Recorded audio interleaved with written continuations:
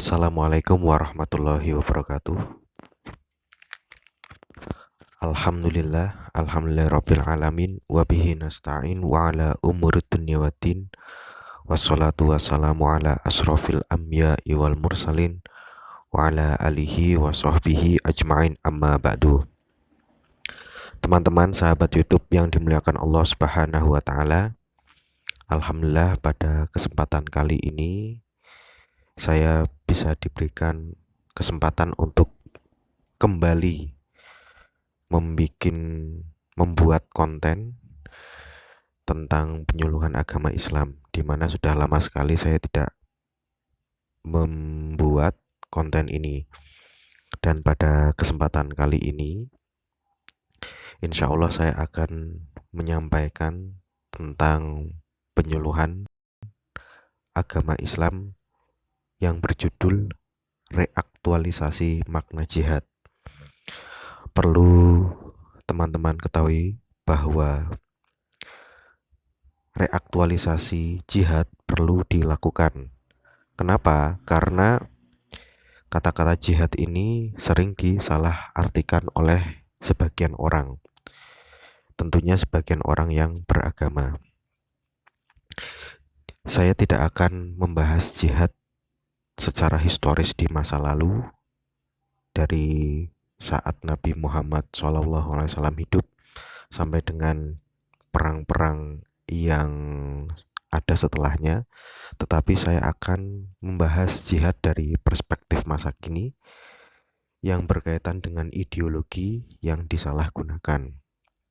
Baik, sebelum saya membahas ke sana, jadi reaktualisasi itu adalah penyegaran kembali makna tentang konsep jihad, di mana sebetulnya konsep jihad ini sebenarnya punya banyak sekali makna atau perspektif, akan tetapi yang sering ditafsirkan adalah jihad yang bermakna perang atau qital atau war. Marak sekali pada tahun-tahun ini bahwa jihad itu diidentikan dengan perang, sehingga Samuel Huntington berpendapat bahwa orang Islam itu sudah punya perspektif sendiri, sudah punya makna sendiri tentang jihad, sehingga dengan adanya konsep tersebut, orang Timur, terutama orang Muslim, selalu berbenturan dengan orang Barat. Orang Barat bisa dikatakan orang Eropa dan orang Amerika. Sehingga karena sebab itu beliau menjelaskan bahwa ketika orang Timur berhadapan dengan orang Barat akan terjadi clash atau benturan berhadapan, sehingga antar satu orang dengan orang lain, antar peradaban dengan peradaban lain itu tidak bisa saling menyatu. Nah, salah satunya adalah karena jihad.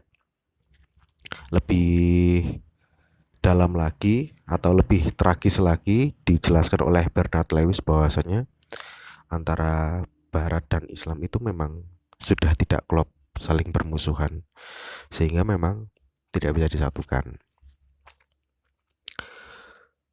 Oleh karena itu, sebenarnya saya tidak sepakat dengan teori Clash of Civilization Samuel Huntington, antara Islam dan Barat tidak bisa bersatu. Kemudian konsepnya Bernard Lewis yang mengatakan bahwa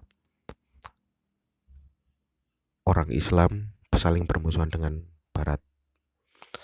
Yang saya sepakati adalah bahwasanya Islam itu mengajarkan untuk mencintai sesama manusia.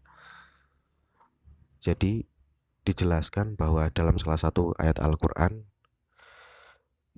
Allah Subhanahu wa ta'ala menciptakan manusia berbangsa-bangsa, bersuku-suku itu untuk lita'arofu, untuk saling mengenal, bukan litadorobu, untuk saling memukuli atau untuk saling memusuhi. Oleh karena itu, salah satunya konsep jihad yang ada dalam ajaran agama Islam itu tidak harus diartikan dengan perang, akan tetapi diartikan dengan konsep-konsep yang lain. Pertanyaan pertama adalah mengapa aksi jihad itu identik dengan kekerasan? Atau kenapa kekerasan mengatasnamakan jihad? Sebab yang pertama adalah adanya misinterpretasi makna lughawi jihad. Jadi, adanya salah tafsir secara bahasa tentang konsep jihad. Sebagaimana yang saya jelaskan di atas bahwa jihad di zaman ini maknanya itu hanya dijadikan yang pokok hanya satu, yaitu tentang perang, qital, ataupun war. Padahal kata jihadun berasal dari kata jahada yang berarti bersungguh-sungguh, kemudian tekun, dan makna yang lain. Kemudian secara istilah makna jihad ialah mencurahkan segala tenaga untuk melaksanakan perintah Allah. Jadi ijtinabu mengamalkan ajarannya atau mengamalkan perintahnya dan menjauhi larangannya, itu termasuk dari jihad. Nah, kata bersungguh-sungguh, tekun, dan makna positifnya lain itu direduksi menjadi hanya perang atau qital. Oleh karena itu, di sini menjadi pokok permasalahannya bahwa jihad ini disalahartikan oleh sebagian orang yang beragama, dimaknai sebagai perang. Padahal kata dalam bahasa Arab, khususnya dalam Al-Quran itu seperti lapisan bawang, yaitu bawang merah.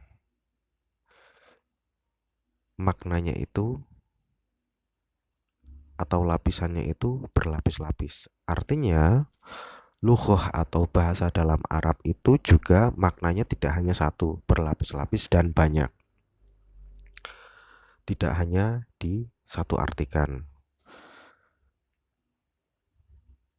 Secara lughawi, satu kata dalam bahasa Arab mengandung banyak makna, seperti kata bayak tubuh yang berarti menulis. Contoh sederhananya, kata Ahmadu fil madrasati, yang artinya Ahmad telah menulis di sekolah.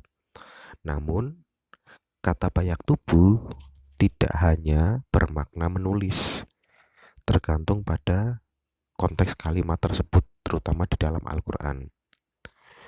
Kita ambil contoh, misalkan kata bayak tubuh yang berarti menulis, ketika dikaitkan dengan kata Allah, maka dalam surat Al-Baqarah ayat 187 tidaklah artinya menulis, tetapi mempunyai arti yang lain.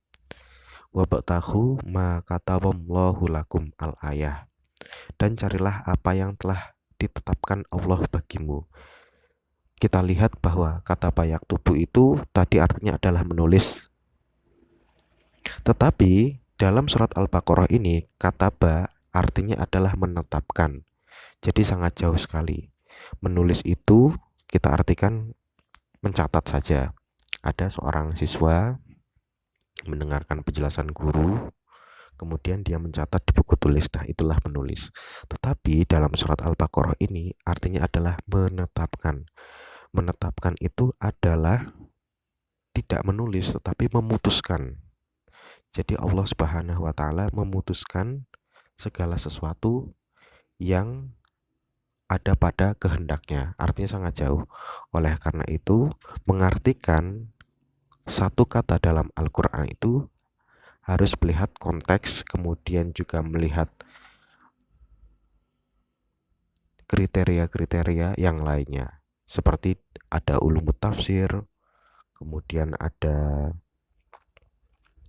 penafsiran-penafsiran dari ulama, dan lain sebagainya. Oleh karena itu, kita kaitkan dengan qital, kita kaitkan dengan jihad yang bermakna qital. Kata jahada itu tidak berarti berperang, tetapi bisa diartikan dengan konteks yang mendukung seseorang itu hidup di masa seperti apa. Ketika damai, apakah perang itu wajib digalakan ataukah tidak, itu menjadi pertimbangan. Kemudian tidak saya cantumkan dalam slide ini, misalkan kata zahaba. Zahaba yadhabu artinya adalah pergi. Misalkan zahaba Ahmad ilal madrasah. Ahmad telah pergi ke madrasah atau ke sekolah. Kata zahaba artinya adalah pergi. Zahaba ini kita artikan sebagai fi'il madhi. Ahmad sebagai fa'il. Kemudian ilal madrasah adalah kata keterangan. Tetapi dalam kajian usul fikih, kata zahaba itu bukanlah bepergian. Contohnya ada zahabal ulama'u. Ulama tidak bepergian diartikannya, tetapi zahaba di sini adalah berpendapat. Zahabal ulama'u bla bla bla bla. Ulama berpendapat, bukan bepergian. Kalau misalkan kita saklek atau kita tidak memahami bahasa dari multi makna, maka kita akan berpedoman bahwa zahaba adalah bepergian, padahal dalam konteks usul fikih di sana adalah ulama sedang berpendapat. Oleh karena itu, satu kata dalam Al-Quran atau satu kata dalam bahasa Arab itu maknanya bisa beragam. Mungkin bisa satu, bisa dua, bisa tiga. Nah, problem dari pengartikan kata jihad itu kadang hanya diakui hanya dari satu sisi makna, yaitu hanya sebagai perang. Padahal ada banyak sekali makna yang ada di sana. Itu problem pertama menurut saya. Kemudian, kenapa konsep jihad selalu disalahartikan oleh sebagian orang? Yang kedua adalah mispersepsi tentang konsep jihad. Yang pertama tadi salah interpretasi secara kebahasaan. Kemudian yang kedua adalah salah persepsi konsep jihad. Jadi secara filosofis macam peperangan itu ada 4. Yang pertama realisme. Realisme ini adalah perang secara umum. Jadi melihat dari sisi realitas. Yang namanya perang itu harus menang. Namanya perang itu motifnya ya karena kekuasaan. Ingin menambah kekuasaan atau invasi ataupun yang lainnya. Jadi kalau misalkan mengambil contoh perang yang realisme, ya perang-perang yang ada, misalkan perang-perang dinasti, perang dunia, perang-perang penjajahan, itu murni karena semuanya adalah karena faktor politik. Dan ini memang bukan dari konsep dari agama. Perang karena motif aliran realisme ini dalam perang adalah aliran-aliran di mana zaman-zaman orang suka berperang, orang suka menaklukkan kekuasaan, orang di mana orang suka menambah invasi seperti itu. Kemudian aliran peperangan yang kedua adalah Holy War. Holy War yaitu perang suci demi menegakkan titah Tuhan. Contohnya adalah perang salib atau Crusade War. Jadi perang yang kedua ini perang dilakukan karena ingin menegakkan titah suci, karena ingin menganggap bahwa orang yang tidak seiman itu harus diperangi. Nah, ini konsep dari perang yang mengatasnamakan agama. Kemudian yang ketiga,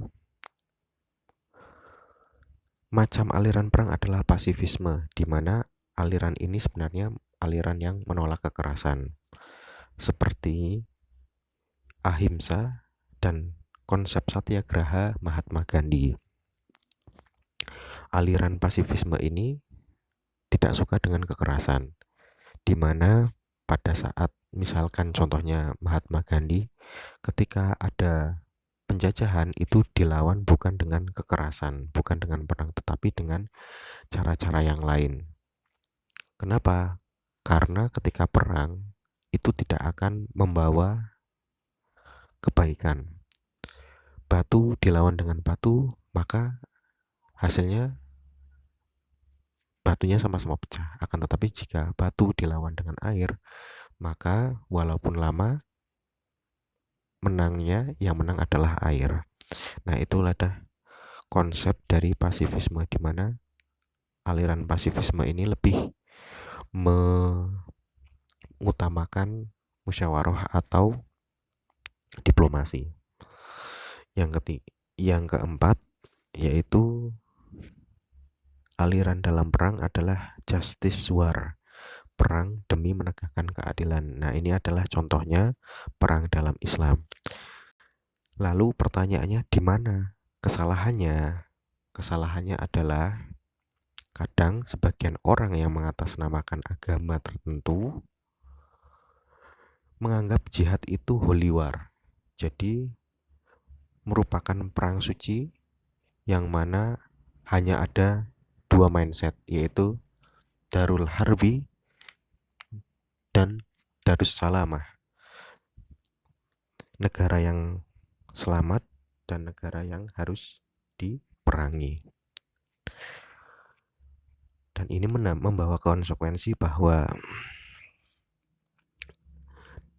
ketika orang tidak beragama tertentu, tidak sepemikiran, ia akan dimasukkan ke dalam Darul Harbi atau negara yang patut diperangi.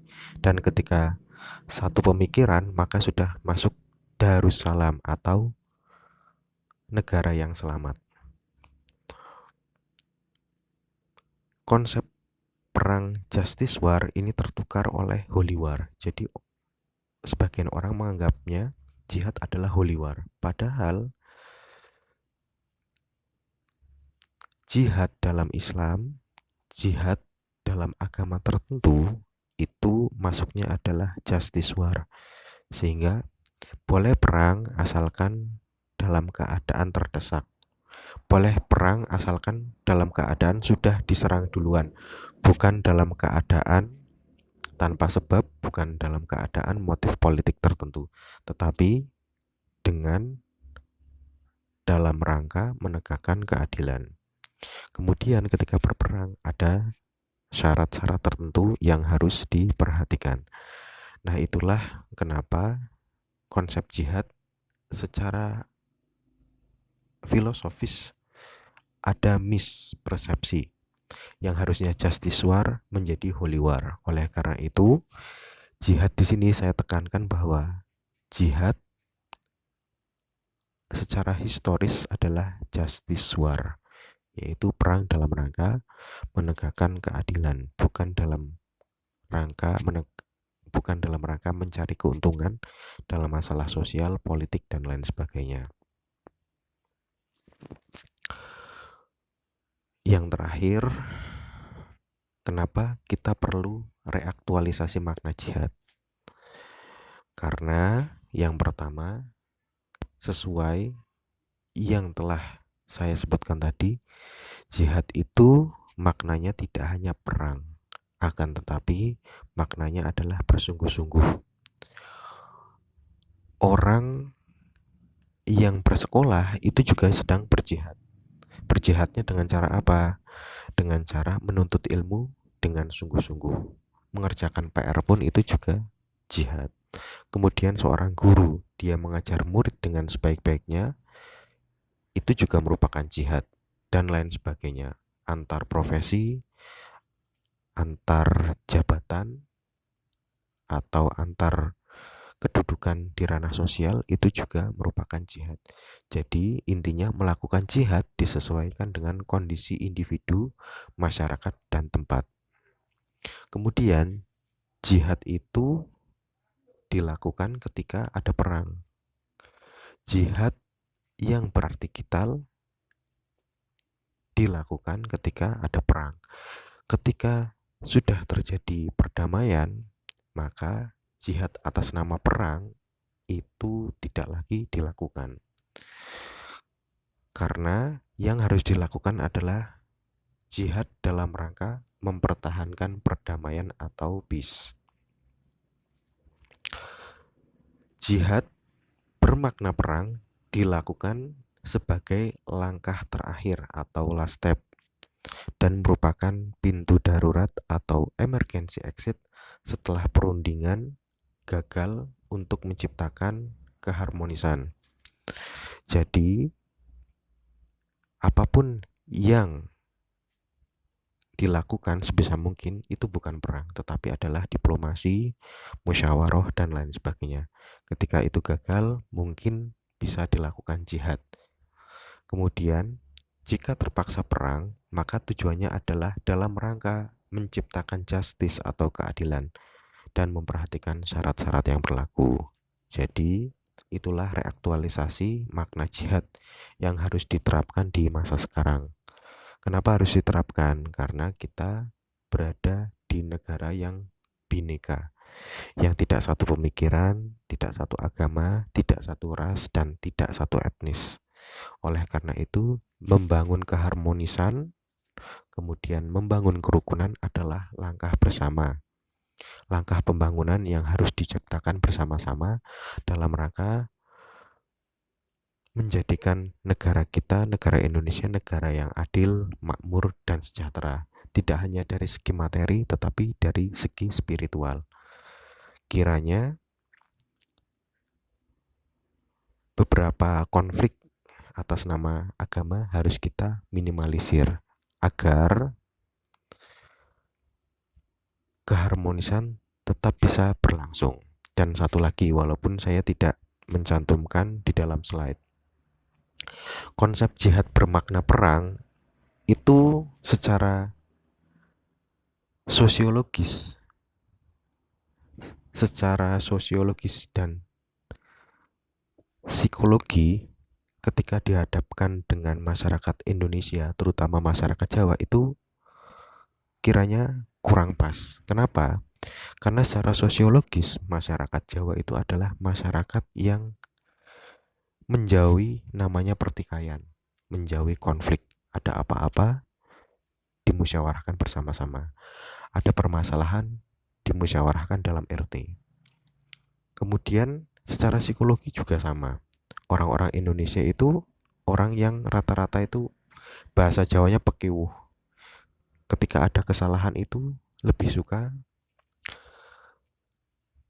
dipendam, atau kalaupun mentok itu dibicarakan bersama-sama, tidak sampai dengan kekerasan, tidak sampai saling membunuh.